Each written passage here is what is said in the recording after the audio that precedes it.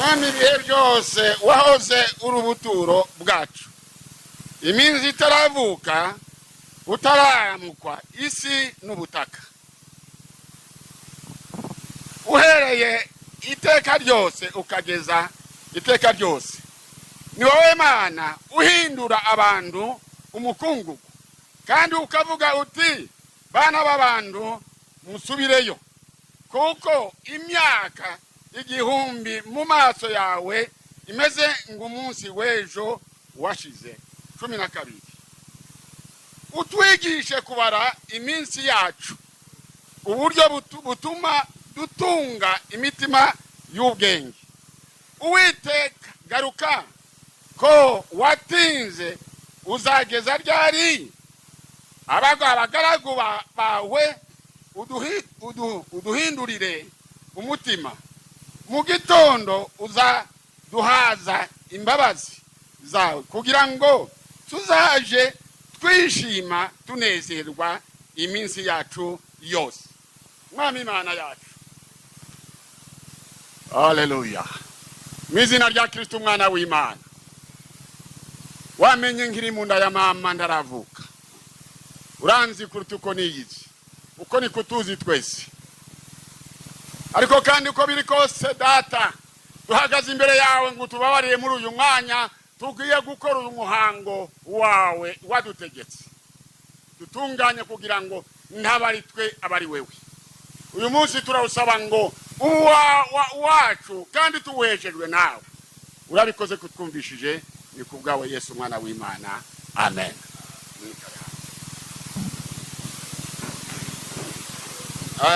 Tugiye, murabona ko amasaha yacu yatambutse. Ndagira ngo kandi abantu batekane twumve tugeze mu mwanya ugoye. Ndagira ngo mpamagare umuntu utubwira irangiza ry'uyu mubyeyi, kugira ngo biduheshe kugira icyo dukora duhagaze ku maguru abiri twizeye icyo yavuze, kuko mubizi iherezo nibwo bukristo. Ni benshi batangije ariko busa nabi, ariko turishima kw'Imana yacu naho tutarabyumva imirase itubwira kuko yarangije neza. Uwo muntu turabuyege.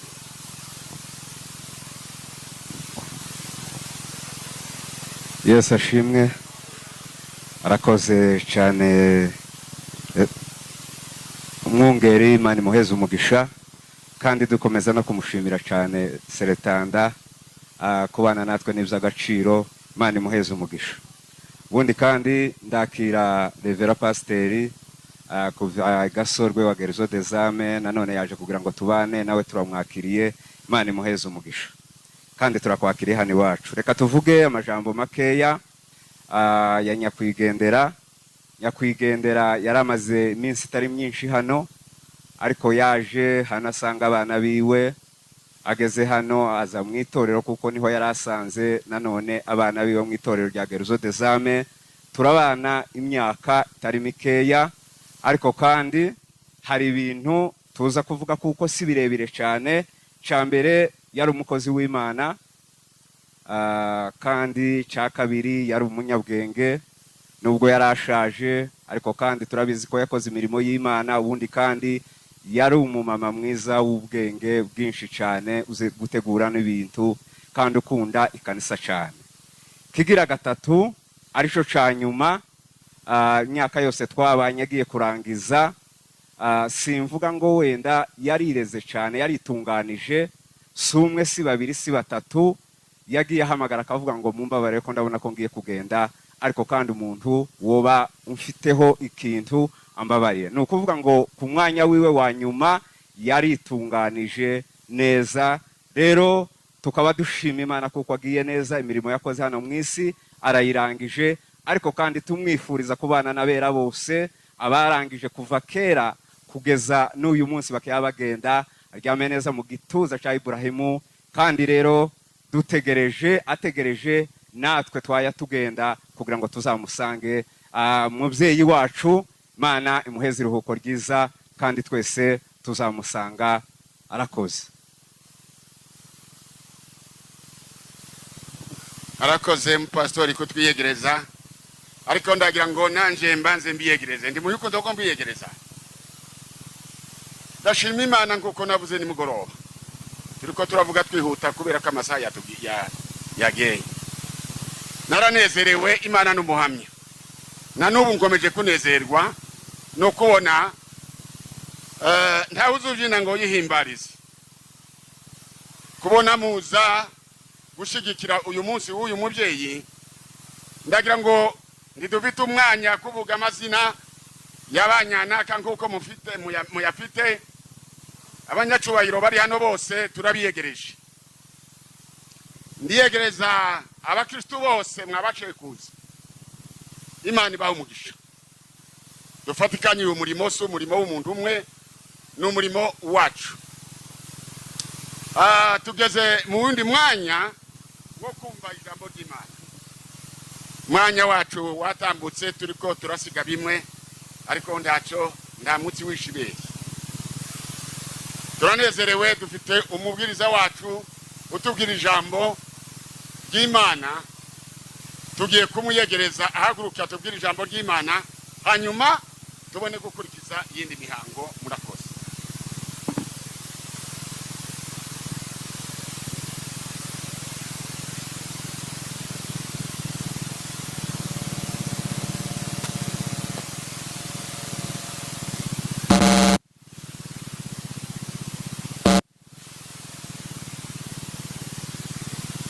Agiro dufatikanya gusoma. Dusome muri Yohana 11. Yohana 11.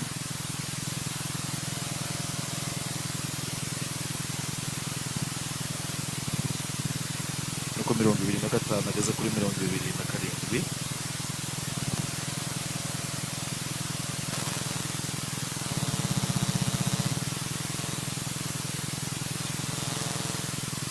Ubundi amfashe gusoma muri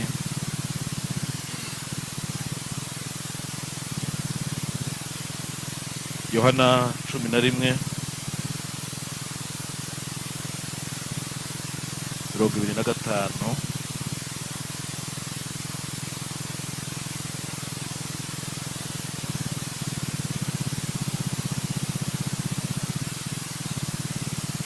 Navuze ngo Yesu aramubwira ati nije kuzuka n'ubugingo. Nije kuzuka n'ubugingo. Unyizera naho yaba yarapfuye azabaho. Unizera naho yaba yarapfuye azabaho.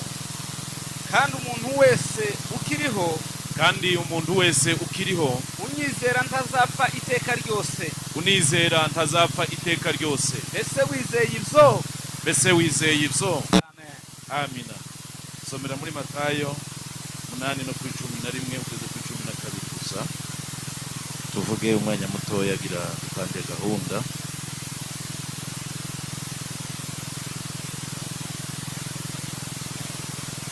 Cumi na rimwe no kuri 12.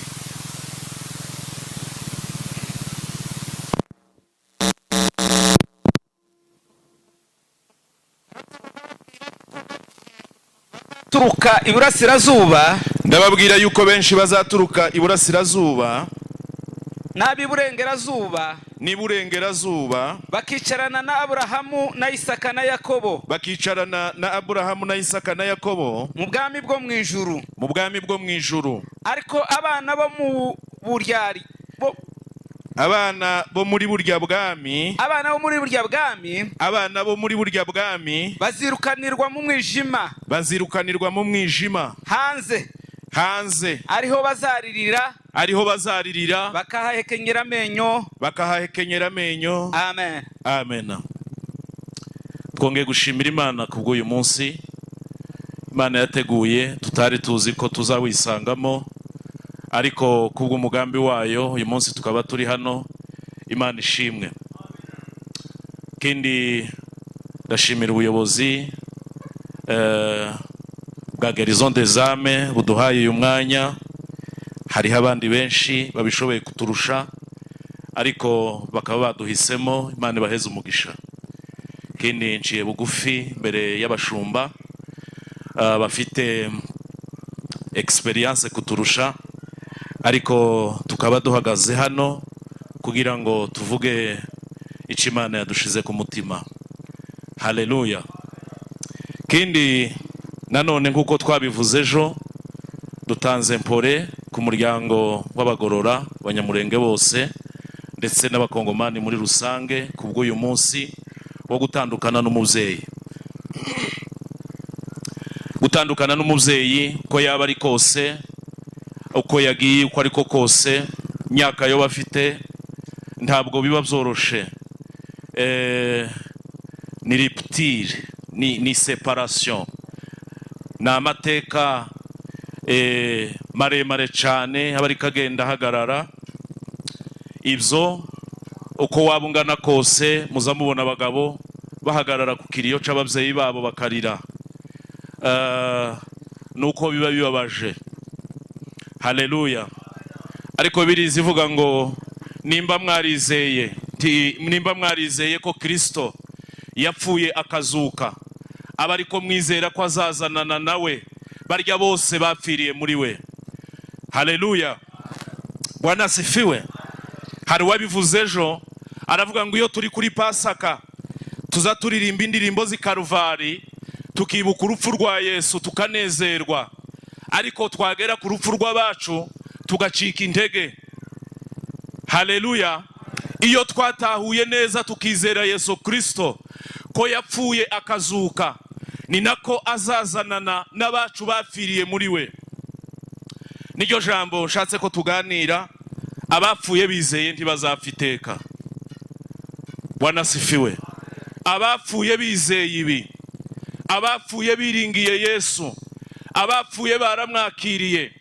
Bibiliya iravuga ngo nk'uko Imana yakunze abari mu isi byatumye itanga umwana wayo w'ikinege kugira ngo umwizera wese atarimbuka ahubwo ahabwe ubugingo buhoraho.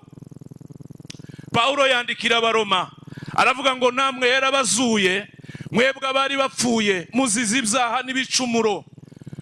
Haleluya. Ni ukuvuga ngo abazozuka bazuse bakiriho, abazozuka abatazopfa iteka bamaze kuzuka. Haleluya.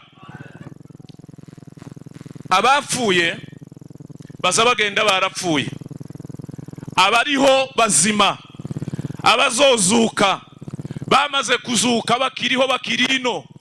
Ni ukuvuga ngo mukecuru nimba yarabyizeye neza, nimba yarabihagazemo neza, yamaze kuzuka atarazuka. Haleluya. Bwana asifiwe. Abacu bapfuye bizeye. Hari imishinga myinshi twakoze tukiri muri uno mubiri, hari byinshi twize kandi twemera ariko by'ibiheka. Hari ibyo batubwiye twize dufitiye n'impamyabushobozi ariko by'ibiheka. Ariko ibi bintu, Bwana asifiwe, Yesu abwira Marita bariko bavugana baba yafite agahinda, ariko amubaza impamvu yatinze musaza wabo arapfa. Haleluya. Yesu aramubwira ngo nije kuzuka n'ukuri, unizera naho yaba yarapfuye azongera abeho, kandi nimba akiriho ntabwo azapfa iteka. Bwana asifiwe. Iyi mibiri twambaye ni ama envelope, kandi envelope ibamwe urwandiko. Bwana asifiwe. Kandi iyo envelope ishikiriye nyirayo azafata envelope akayishanyura akayita muri pubele, yamara agafata urwandiko akarusoma rukavuga amakuru, rukamubwira amakuru y'uwarwanditse yifuza ko amugezaho. Bwana asifiwe. Imitima, ubugingo buturimo ni inzandiko, kandi jewe ntosoma, pasiteri atosoma, mwene se atosoma, ariko Bibiliya ivuga ngo ibyo dukora haba ku mugaragaro cyangwa mu bwiherero biza bigaragara nk'ibyambaye ubusa imbere y'izatubaza ibyo twakoze. Bwana asifiwe. Iyo urangije tuzadufata umubiri ugasubira mu butaka, ariko nta numwe ushobora gufata envelope ngo amenye ngo aya makuru arimo, afata ubugingo abanza buhagarike avuge ngo naka makuru yiwe naya. Bibiliya ivuga ngo umuntu wese, Bwana sifiwe, azaherekezwa n'imirimo yiwe, imirimo wakoreye muri ubu buzima, imirimo wakoreye ino, imirimo wakoreye ku isi, yaba iyo mwibanga cyangwa igaragara, wenyine uzajana envelope imbere y'Imana. Bwana sifiwe. Wenyine uzajana envelope yawe uyijana imbere y'Imana. Imana nizafata imirimo wakoze, imaze gusoma envelope, ikugororere, byaba byiza cyangwa bibi. Abakoze neza ntabwo bazapfa iteka, abakoze nabi nabo bazozuka, ariko ngo bazosubira muri Gehenum, muri etange dofe, mu muriro umeze nk'inyanja ya Tanganyika. Kuri ya Tanganyika imeze umuriro udahesha, udakuramo pression, udapunguka, ngo naho bazahekenyera amenyo iminsi yose. Imana itubabarire. Yesu abona umutware w'umusirikare w'umunyamahanga nk'uko kwacu utari umunyisiraheli, aramubwira ngo umwesikoti wanje ararwaye kandi amerewe nabi. Yesu aramubwira ngo nzaza kumukiza. Wa mutwara aramubwira ngo hagarara umva nkubwire, naje mfite abantwara kandi naje hari abo ntwara. Iyo hari uwo mbwiye ngo ngwino azaza, iyo hari uwo mbwiye ngo genda azagenda, nawe vuga rimwe gusa. Yesu ahindukirana abayuda arababwira ngo kuva nabaho sindabona bene uku kwizera habe no mu banyisiraheli. Bwana sifiwe. Haleluya.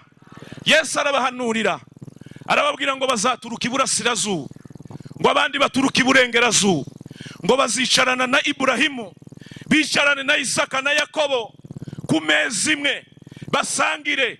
Aho hari mu isezerano rya kera Yesu yari ataraducungura, yagaza abwiriza abayuda akababwira ngo mfite n'izindi ntama zitari izo muri uru ruhongore, kwiriye kugira vuba kugira ngo nazo zisingire. Izo ntama Yesu yari karangiza, mukecuru yari arimo. Haleluya. Aba bacu bari mu gupfa bizeye bari barimo, bazava muri Afrika, abandi bave muri Europe, abandi bave muri Amerika, abandi bave muri Australia. Abo bose bicarane na Iburahimu. Bwana sifiwe. Niko barinzi baza barimo ngo tuzicarana na Yesu. Bwana sifiwe. Tuzicarana na Yesu.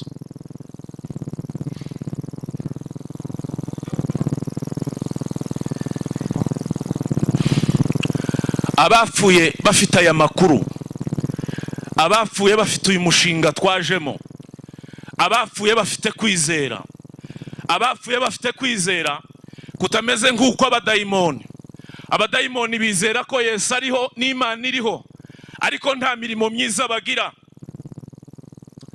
Bazi yuko ijuru ririho, bazi yuko igihe cyabo kizagera kikarangira. Hari abantu baje muri systeme y'idini ariko batigeze bahinduka, nibo Yesu yise abana bo muri bwa bwami. Uruwo mu buhe bwami? Uruwo mu buhe bwami? Yesu aravuga ngo abana bo muri bwa bwami ngo azabakoranya, ngo abate haze aho bazahekenyera amenyo bakahababarizwa ibihe by'iteka. Imana itubabarire. Uruwo mu buhe bwami?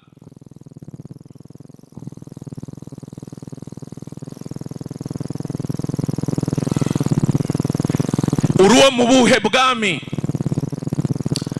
Nawe uzicarana na Iburahimu, uzicarana na Yesu. Bwana sifiwe. Ejo narababwiye ngo gupfa ni ugusohoka mu bihe. Aya makuru y'amezi, amakuru y'amasaha bazaba yavamo bakaja mu gihe cy'iteka, kandi igihe cy'iteka hari abazakijamo baje kunezerwa iteka, hari abazakijamo baje kubabara iteka. Uyu mukecuru ngo yapfuye afite imyaka 92, ariko narababwiye ngo kuva Yesu apfuye hashize imyaka 2025 ni iminsi 2 gusa. Ni ukuvuga ngo nta muntu numwe uzugeza umunsi umwe imbere y'Imana. Nagakonjoka ko muri mirere yaduhaye aduterekamo kugira ngo uzubahirize cahier de charge, uzubahirize imirimo waremewe, uzubahirize ibyo waremewe. Ariko ikibazo Satani yaduteye anesthesi. Iyo abacu bagenda tuzatwibwira ko tuzagenda nyuma y'imyaka myinshi, tukibwira ko tuzagenda dushaje, tukibwira ko tuzagenda hageze. Hari amaudio menshi dufite abantu bapfuye. Hari umunsi umwe nariko mvugana n'umuntu saa 5 saa 9 mbona indumbi yiwe. Subiramwe amaudio twareko tuvugana. Yari kashakisha tenari ngo ahungaje ahantu hari umutekano. Kaza ntegera amaudio yiwe atakiriho. Hari amavideo menshi y'abantu turi mu kubona bamaze gupfa kera. Hari abandi turi mu kubona ku mastati bagashiraho ifoto yiwe na video yiwe ariko avuga amakuru. Hari abakobwa benshi bapfuye bafite ubukwe. Hari abandi bapfuye bategereje mariage. Hari abandi bapfuye bamaze guhamba babo. Nta urupfu ntiruzovuga ngo abareka mbanze mbabike. Uzaja he? Uzaja he nyuma y'ubu buzima? Niko twavuze ejo. Bwana sifiwe. Abafite aya makuru mu mutima wabo, abizera ijambo, abizera ibyo bigishijwe, abahagaze ku makuru, ababihagazemo neza, nibo bazabona Yesu, nibo bazasangira na Yesu, nibo bazazuka, nibo bazaba witeka.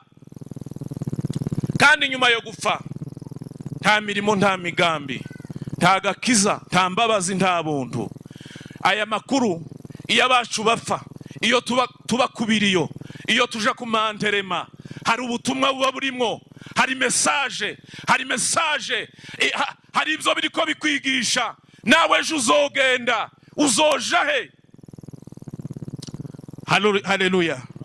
Twashiriweho igihe kigufi, ariko muri ico gihe kigufi uko uzabyitwaramo nibyo bizaguhesha kuba witeka unezerewe, cyangwa bikaguhesha kuba witeka uri mubabaro utagira izina. Iyi mibabaro yose yino ni petikeri, ibyishimo byino ni iby'igihe kigufi, ariko hari ibyo tubikiwe byiteka. Wapfuye yizeye. Bwana sifiwe. Wizeye, apana ku magambo, apana ku minwa. Wizeye ukabishira mu bikorwa, ukubaha imurimo Yesu yakoze Karuvari. Bwana sifiwe. Biragoye kandi nta wabishobora ku bwenge n'imbaraga, ariko Yesu yaduhaye opportunité. Yageze ku musaraba araduhamagara ngo nituze. Niyo mpamvu iyo umuntu apfuye tuzadushiraho umusaraba tukavuga ngo rest in peace. Umusaraba wa Yesu ni uzaduhesha kwinjirayo, ni uzaduheza kugerayo. Urupfu rwa Yesu uzugenda ukavuga ngo Bwana sifiwe. Iyo wagaze imbere ya pasiteri ugaca bugufi ukavuga intege nke zawe, ukihanukira kuvuga, ukihanuka ifite ubwenge, Bwana sifiwe, niyo nzira. Bindi ni idini. Abatinya abantu ntibazabihana, ariko abatinya Imana bazabihana. Igituma abantu batakicihana ni ugutinya systeme y'idini. Akavuga ngo nimvuga ndimena inda, ariko Imana kirabibona byose nk'ibyambaye ubusa. Nimba ukeneye kuzobona Imana, ugifitiye occasion, ugifite amahitamo, nukwegera abakozi, nukwegera abagenzi bawe musengana. Haleluya. Ugafata ingingo mu bwonko, ugafata ingingo mu mutima, wamara ukabishira ku mugaragaro, wamara ugahindukira ugatekereza kuzosangira na Yesu. Haleluya. Abapfuye bizeye. Urupfu rwaronse vaccine. Yesu yazanye vaccine. Yesu yazanye urukingo. Ntaco bitwaye gutandukana kw'igihe gito. Hari aho tuzabana byiteka, tutagitandukana, tutagisuhuza umutima. Hari igitondo butazongera kwira, hari igitondo imvura itazongera kugwa, hari igitondo inkuba zitazongera gukubita. Ni igitondo kizabamwa bihanye ibyaha, ni igitondo kizabamwa bizeye, ni igitondo kizabamo abataba muri systeme y'idini, abataba muri systeme twasanzeho, abizeye ijambo ry'Imana bagakora ibyaryo, nibo bazinjira muri ico gitondo, nibo uru rupfu rutazagira ico rutwara. Hari urupfu ruruturu, ni urupfu rwa kabiri, ni abantu bazozukira gukorwa n'isoni bagatabwa mu nyanja yaka umuriro. Mukecuru igihe ciwe carangiye, nta mahitamo agifite, yarayakoze byararangiye, aho ari amasaha Imana niyihazi, ariko wowe uracyafite amahirwe kuba ugihumeka. Jambo ry'Imana ridufashe kandi rituganze. Amen. Amen. Abakuru bazacu umugani bakavuga ngo iteme uzojabuka ngo uritinda ugitunze. Abana ntibumva uko mvuze, ariko abakuru murabyumva. Iteme uzojabuka uritinda ugitunze. Abapfuye bumva bazongera babe. Amen. Ariko ndagira ngo mbabwire ijambo ritoya hano, ndasoma gusa. Urupfu twita urupfu, ariko Bibiri zivuga ko ari ugusinzira. Si uko abapaseri rero ni uko abakristo. Ariko umva no muntu ukuntu yaruvuzeho mu gitabo cya Zaburi 116 umurongo w'15 yaravuze ngo urupfu rw'abakunzi be. Haleluya. Urupfu rw'abakunzi be ngo n'urw'agaciro kanini mu maso y'Uwiteka. Urupfu rw'abakunzi be, abakunzi be. Ejo twasanze Pastor Imana gufashwa yatwigisha amakuru ya Lazaro na Nyamutunzi. Lazaro yari umukunzi wa Kristo. Umuzi yazaga yari yakereje zimfite uwo mwanya, ariko ngo aseruke bashike ngo baza kumutega ngo bakubita amaso bararira, na Yesu arareba ati nawe ararize. Ariko Yesu aravuga ngo nimunereke. Iyo yagiye bati kera karanuka, si uko nguko, ati munereke. Baragenda abwira abantu ati nimukure ibuye, nimba dushaka kuzuka ngo tuzoje mu ijuru nugukuraho amabuye. Ibuye urarize, abantu bazabatinya abandi, ari ikintu kitazagitinya umuntu, ni umutima wawe. Umutima wawe uraguhamiriza ngo uri umukristo cyangwa nduriwe. Amen. Urupfu rw'abakunzi, urupfu rw'abakunzi be n'urw'agaciro cyinshi mu maso y'Uwiteka. Abakunzi ba Yesu abo nibo babandi yatubwiye Daniel yavuze mu gice c'12 ku murongo wa 2 ngo bamwe bazaba barasinziriye, ariko abo basinziriye bumva ngo bazakanguka.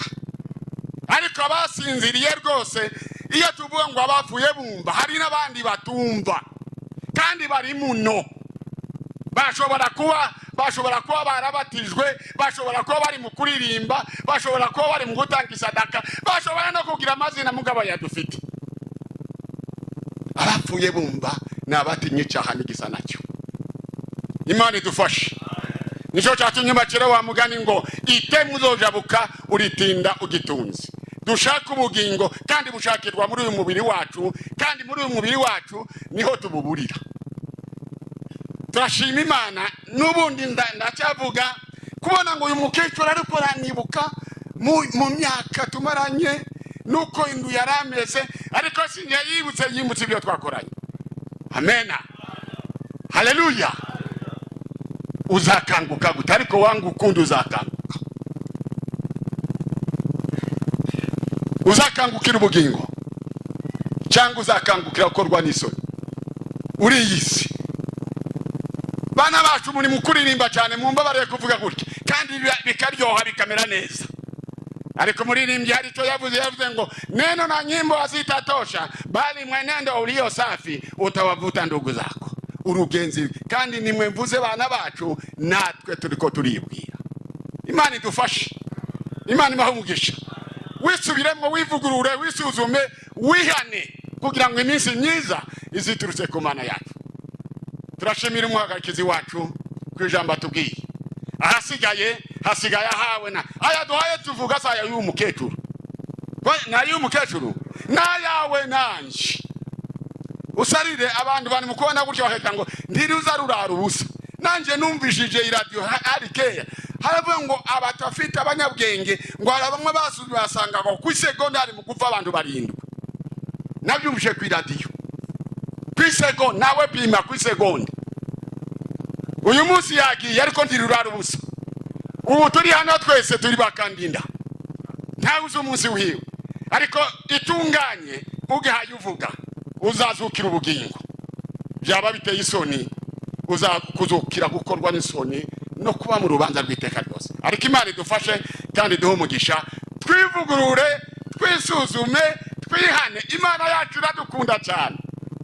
Iyo ubuye wisuzumye ukihana ukicu ukatura icyaha nka kurya pasiteri yavuze. Ndababwira ngo iyo wihanye ukatu haba no mu nzu mu wawe hazahaza amahoro. Kwihana ni wo muti w'umutima kandi ni urukingo rukingira ikiza cy'umutima. Abantu bari kwatwarwa n'ibiza ibiza bya Satani ariko nimushake urukingo hakiri kwikingira kuraruta kugira gute kwivuza.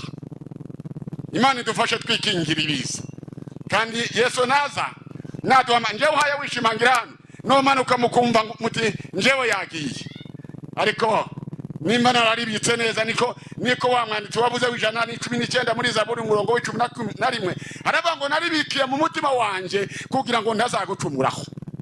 Tubike ijambo ry'Imana nirwo rwingo rutujana. Imana idufashe kandi duhe umugisha. Amen. Turakomeza tugiye kuririmba indirimbo dutanga amaturo.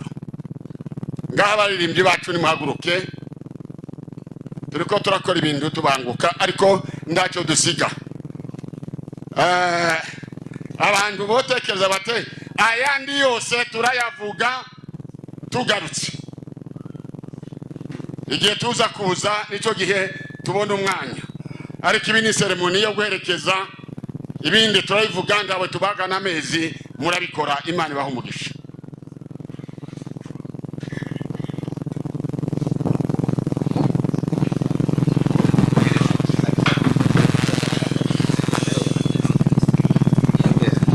Turirimbe 93 mu ndirimbo za wokovu.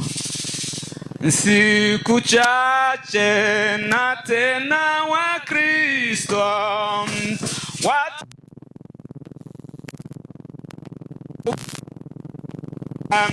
siku chache na wataipewa na wabona tajilau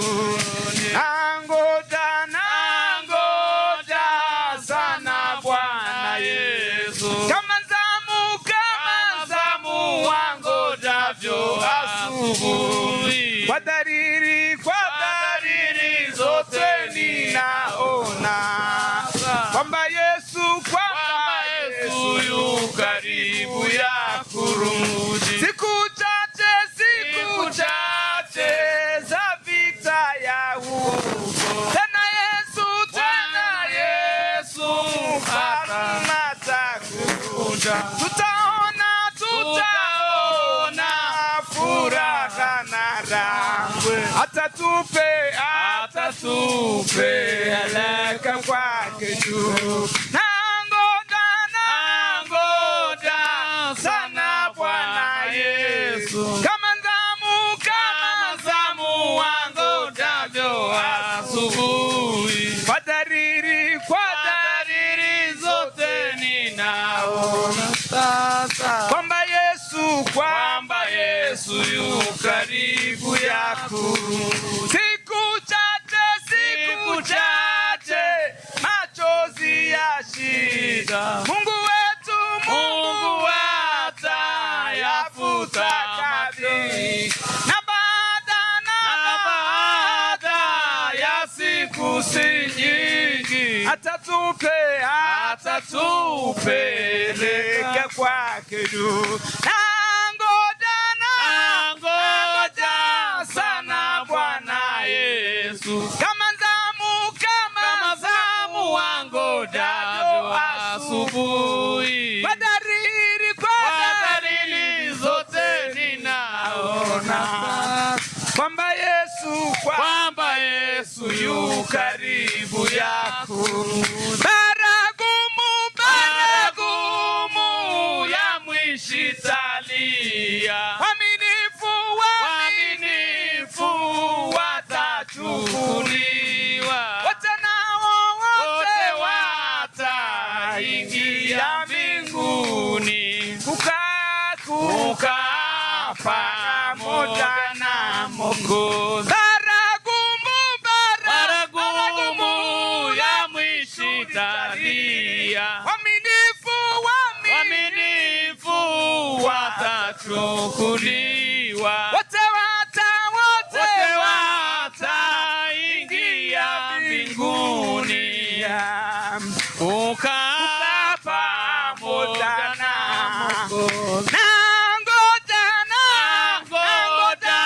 sana Bwana Yesu, kama zamu angojavyo, kwa dalili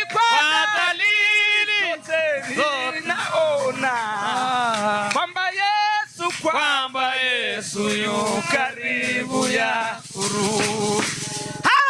Haleluya! Bwana sifiwe sana. Amen.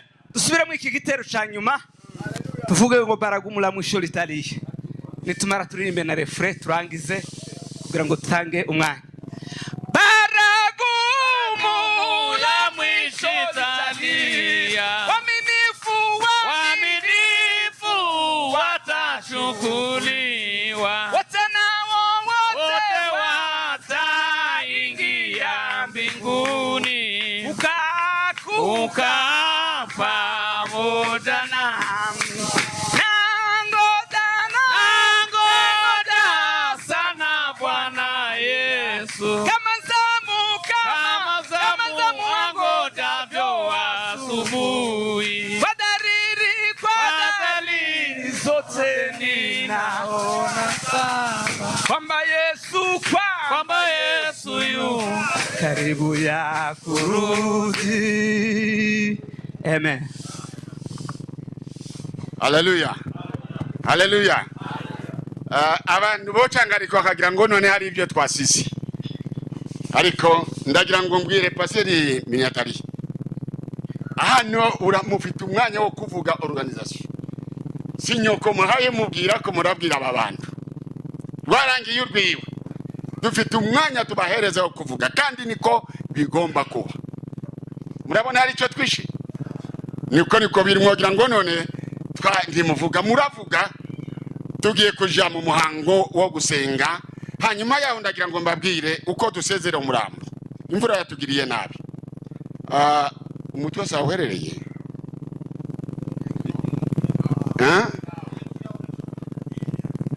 nahabo sasa abantu baranyura baraza batya cyangwa hari baza batya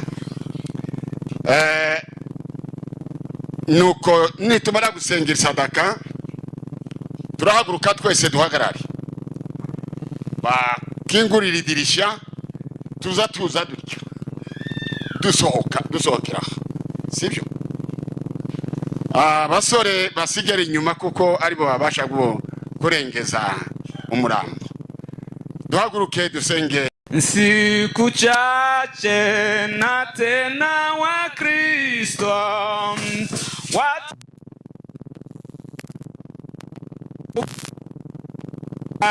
siku chache na wataipewa na wambona taji la uni. Nangoja sana Bwana Yesu, kama zamu wangojavyo asubuhi, kwa dalili zote ninaona kwamba Yesu yu karibu ya kurudi. Siku chache za vita ya huko, tena Yesu atakuja. Tutaona furaha na rangwe, atatupe haraka kwake juu. Nangoja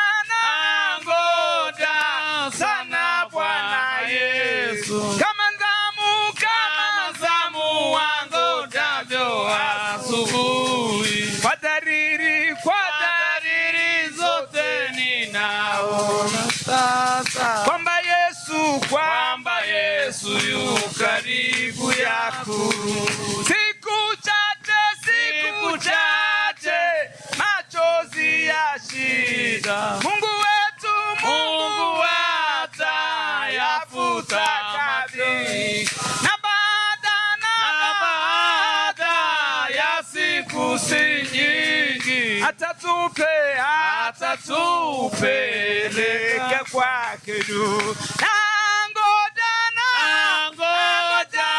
sana Bwana Yesu, kama zamu wangojavyo asubuhi. Kwa dalili zote ninaona kwamba Yesu yu karibu ya kurudi. Baragumu ya mwisho italia, waaminifu watachukuliwa, wote wataingia mbinguni, kukaa pamoja na Mwokozi.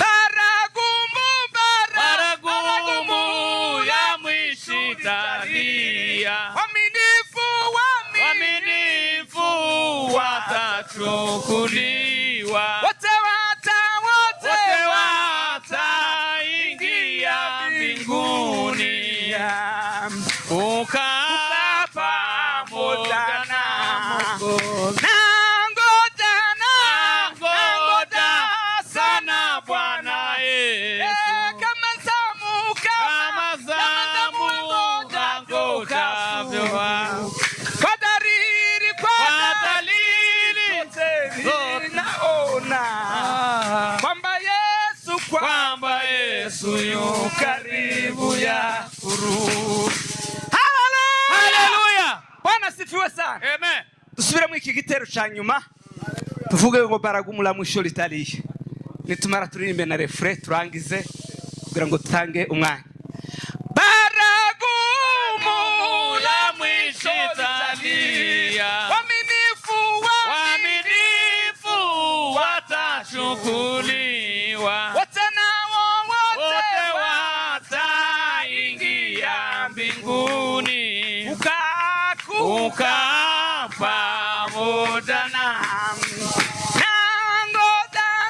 nangoja sana Bwana Yesu, kama zamu wangojavyo asubuhi. Kwa dalili zote ninaona sana kwamba Yesu yu karibu ya kurudi.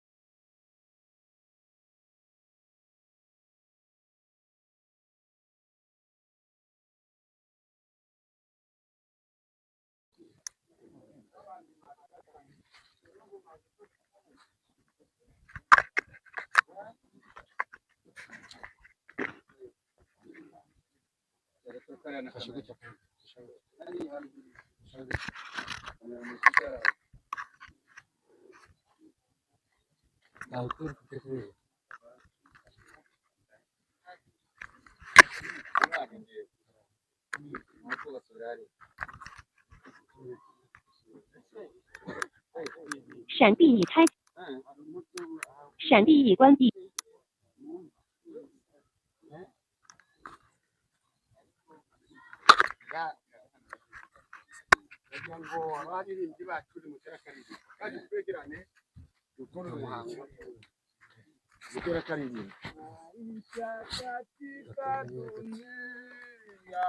Ni kama kupanda na vuna, apandaye katika mwili atavuna uharibifu.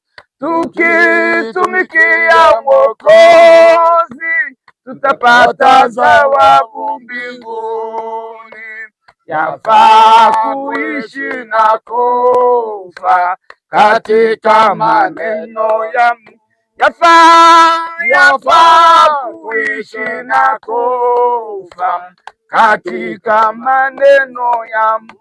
Kwa neema kubwa kabisa tumekubaliwa na Mungu. Kwa neema kubwa zaidi twapata kumutu kuishi kwa ajili ya yeye kati yote ya dunia hii na kuitangaza Injili ni faida kwetu. Tangaza na kuitangaza Injili ni faida kwetu. Wakristo watapoingia mbinguni kumsifu Mungu, na mimi nataka kufika kuimba pamoja. Tutamshukuru Mwokozi aliyetununua kwa damu, aliyehudumu kwa pendo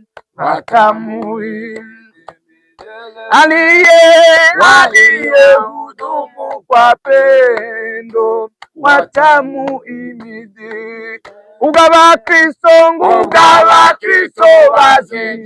asinjira mw'ijuru kumushimuke. Nifuza kuzajana nabo dufatanye kumuhimba. Tuzaririmbira umukiza kuko yatugusamara. Abakorana gurupu, haleluya, bazahora abakorana gurukundo bazahora bamuhimbaza. Amena. Amen. Amena. Amen. Ariko ndiko ndatangara. Mwaje gukora iki? Muriko muranumva ababyeyi? Mwaje gukora iki? Niki cyotuma n'abatari abangaba tuba turirimba tukishima.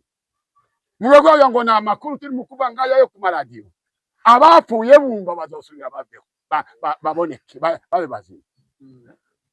Twashitse muri konda ko murasa n'abatangaje.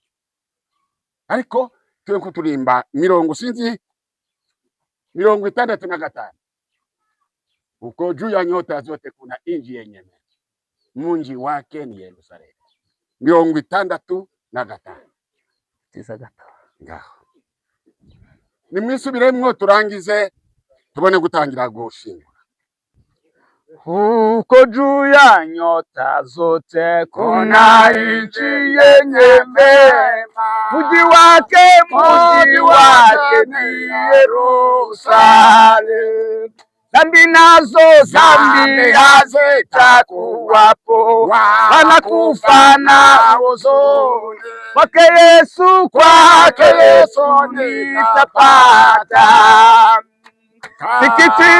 sikitiko na machozi hayatakuwapo, wala giza yao vita ya dunia. Uko hatutayaona mambo yako. Yerusalemu taka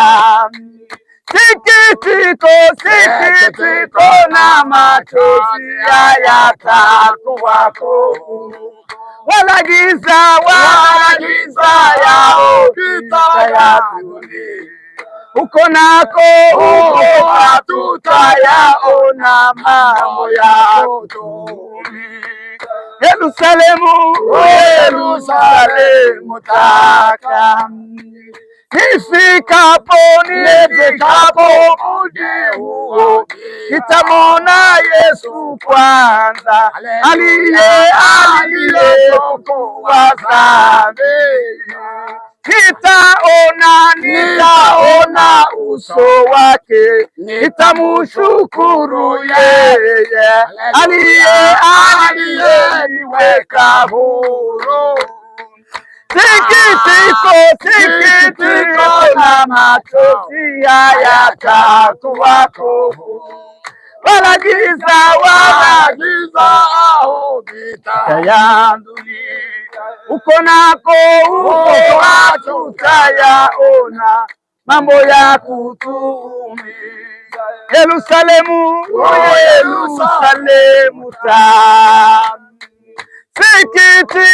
Sikitiko na machozi hayatakuwako, wala giza yao vita ya dunia. Uko nako hatutayaona mambo ya kutuumiza. Yerusalemu, Yerusalemu takamu. Uko nako nitaona tena jeshi la walioshinda kwa imani huko dunia, na pamoja na wote nitamusifu yeye aliye juu ya neema yake. Sikitiko na machozi hayatakuwako, wala giza yao vita ya dunia. Uko nako hatutayaona mambo ya kutua. Yerusalemu kuu, Yerusalemu takatifu. Amen. Amen. Mshini muramuna.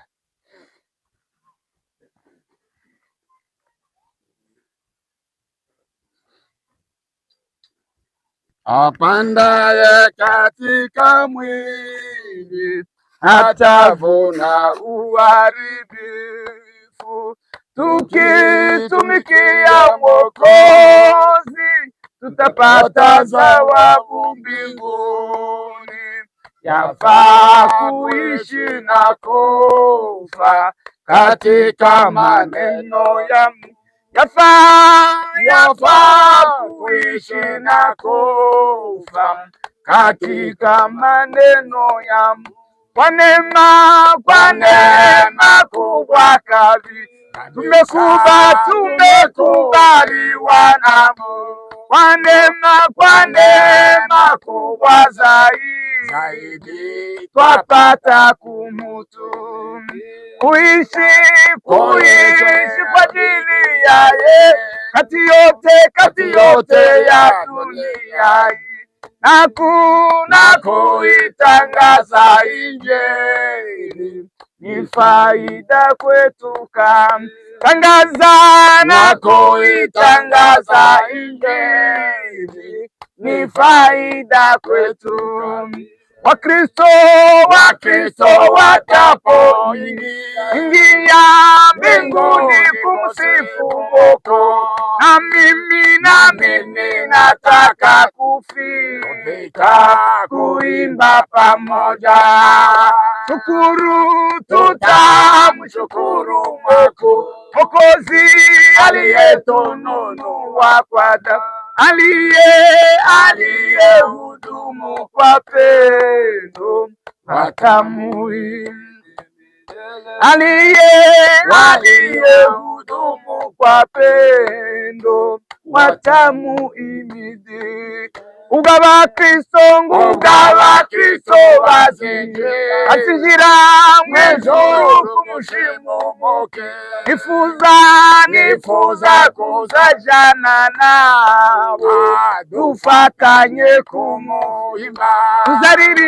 Tuzaririmbira umukiza kuko yatuguza amaraso, abakorana ngwabakorana guruku Haleluya. bazahora bamukunda wabakorana ngwabakorana gurukundo bazahora bamuhimbaza. Amena. Amen. Amena. Amen. Ariko ndiko ndatangara. Mwaje gukora iki? Ha? Muriko muranumva ababyeyi? Amena. Amena. Mimi ndimi huo ufufuo na uzima, yeye aniaminie mimi, ajapokufa atakuwa anaishi, naye kila aishiye na kuniamini hatakufa kabisa. Lakini mimi najua ya kuwa Mwokozi wangu yu hai, na ya kuwa baadaye atasimama juu ya nchi. Na baada ya ngozi yangu kuharibiwa hivi, lakini pasipokuwa na mwili wangu, nitamuona Mungu, nami nitamuona mimi mwenyewe. Hatukuja na kitu tena, hatukuja na kitu duniani tena, hatuwezi kutoka na kitu. Bwana alitoa na Bwana ametoa. Jina la Bwana libarikiwe. Amen. Msifadhaike mioyoni mwenu, mwamini Mungu, niaminini na mimi. Nyumbani mwa Baba yangu mna makao mengi, kama sivyo ningaliwaambia. Maana naenda kuwatayarishia makao. Basi mimi nikienda na kuwatayarisha makao, nitakuja tena niwakaribishe kwangu, ili nilipo na mimi na ninyi muwepo.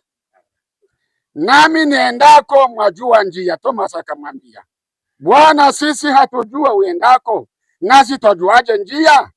Yesu akamwambia, mimi ndimi njia na kweli na uzima. Mtu haji kwa Baba ila kwa njia ya mimi.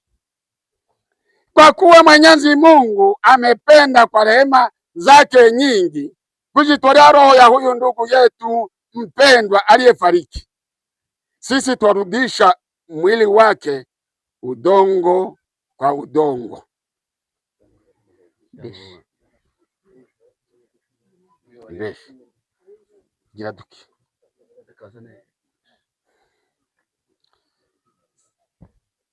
Udongo kwa udongo, mavumbi kwa mavumbi, tukitazamia ufufuo wa siku ya mwisho na maisha ya ufalme ujao kwa Bwana wetu Yesu Kristo, wakati atakapokuja kwa utukufu kuhukumu.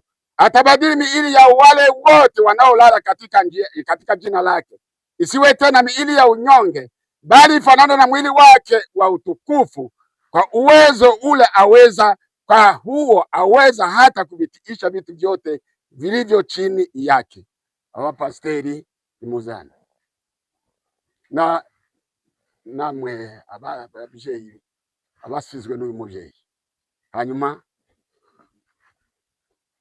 jewe namaze gukora ibyanje, bapasteri bari hano.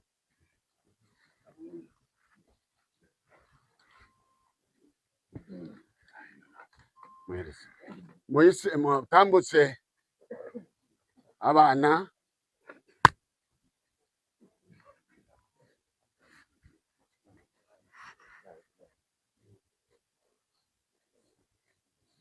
sawa, mubise bana banabashiremo.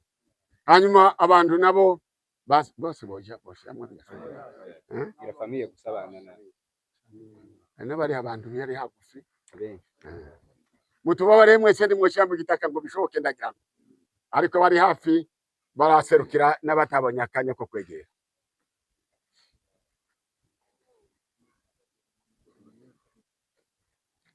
Babaririmbyi bacu banguririmba ure wa mose tuzazukao Kesazandukimirisha kurira no kuborora ntabwo bizaba bikiriho.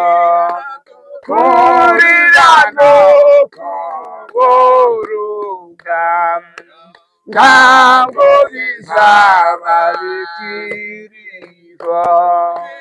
Wababagengona y'amabere ntabwo zabura gutandukana none mubiri sizira urendero wo muze mwiza none mubiri sizira urendero wo muze mwiza inabana babo n'abavandimwe batanu nabishwe n'urupfu bazabonanira mwejo nabishwe n'urupfu bazabonanira bazabanayo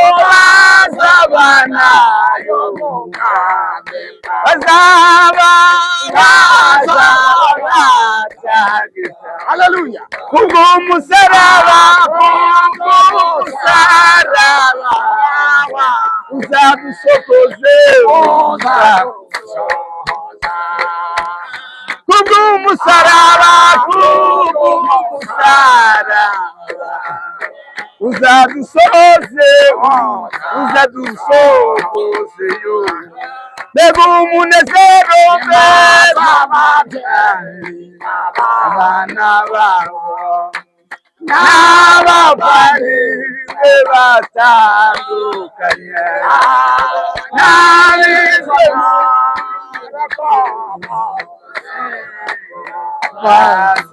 bazabonanira Haleluya. Amen. Haleluya.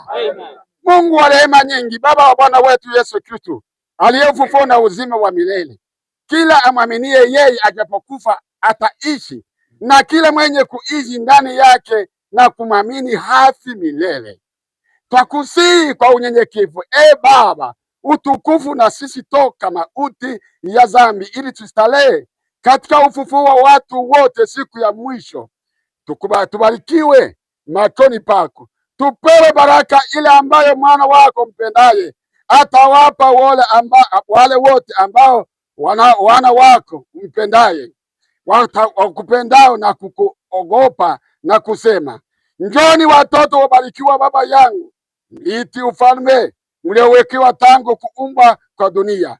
Utupe haya twakusihi Baba, kwa rehema kwa Yesu Kristo mpatanishi na Mwokozi wetu. Amen. Amen. Neema ya Bwana wetu Yesu Kristo na pendo la Mungu na ushirika wa Roho Mtakatifu ukae nasi sote sasa na hata milele. Amen. Amen. Tuhumirize dusenge Imana.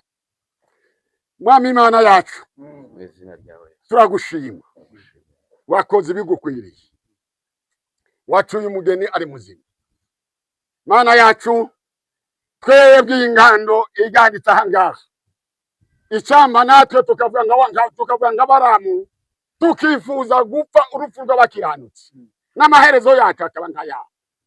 Mana yacu, aya yose twavuze n'imibiri yacu, ariko akenshi turibagirwa, ariko twibutse kuko umwana umuntu wese wabyawe n'umugore afashe igihe. Ariko kandi mwana, byaba byiza ko umuntu wese agenda yibaza ngo ese nzazuka, kandi nimba nzozuka nzazuka nte?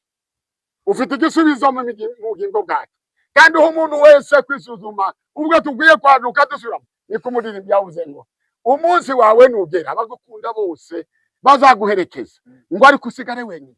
Ariko ngo imirimo wakorewe mu isi niyaba myiza cyangwa mibi, ngo nizaguherekeza. Duhe gushaka imirimo myiza izaduherekeza. Urakoze mwana, ndagira ngo kandi nsengere uyu mubyeyi, mwereke abana bose, abuzukuru, itorero. Mana yacu, wabonye urupfu waruhayemwo, uzi uko byari bimeze, kugeza aho wavuga uti yaba byashobokaga, ariko kuko wari Imana uravuga ngo nibibe kuko Data ashaka. Mana yacu, rugira umwijima, ariko uwo mwijima ninde uzuweyunga? Ni wewe Yesu mwana w'Imana. Abantu baruzura inzu ariko barataha, ariko Mana yacu urasigara. Aba bana, abuzukuru, itorero, ubibutse ko turi ingenzi bahaye gutambuka tujya mu ijuru. Ibyo byiringiro ni ibyiringiro bidakoze isoni. Urakoze, ndasengera kandi aba bantu bose bihaye umwete no kwigora kuguherekeza umuvandimwe. Amahoro y'Imana aruta y'isi atahane n'imitima yacu kandi tuyatahane mu mazu yacu cyane cyane mu mitima yacu kuko uri Kristo umwana w'Imana. Amena. Amena. Wa muryango wavuze ngaho nuvuge hanyuma kandi turarangije.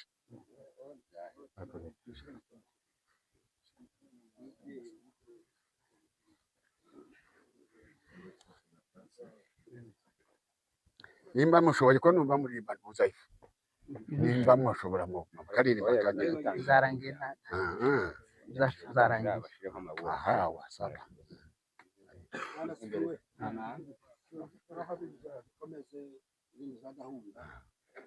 Turashimira umukozi w'Imana ukoze gahunda y'itorero ashimira Amen. tunashimira n'abandi bose kuko iyi ni gahunda wayikorera mu nzu.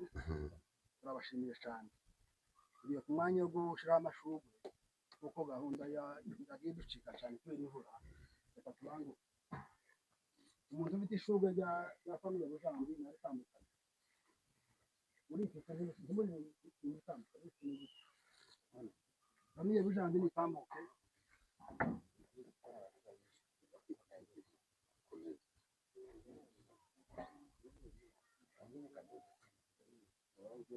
famille Bujambi Hejuru barashiriki. hejuru abarashaka nibamara basimana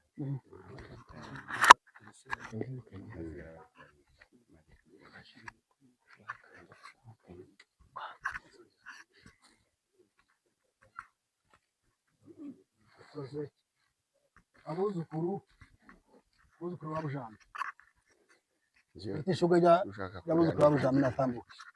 Nashaka kurangiza.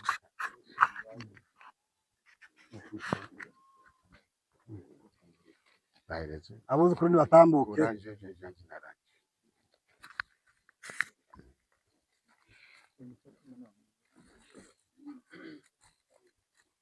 Abafite ishurwe rya famille Rugorora. Famille Rugorora nimutambuke.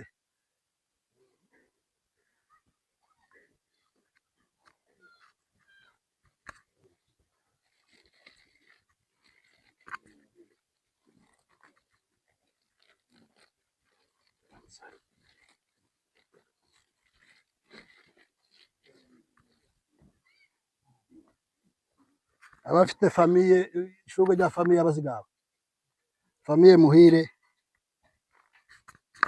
mwitambutse.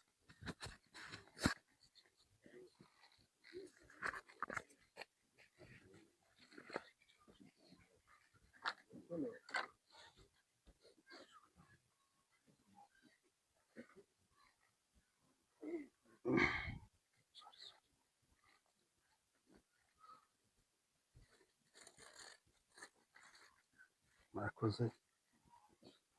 Abafite ishurwe ry'itorero Gereza des Âmes barafatikanya na Sertanda nk'uko umuvyeyi abarwa amatorero yombi nawe hafi kugira ngo mufatikanye n'abakozi ba gereza kuko twese twakwirwa.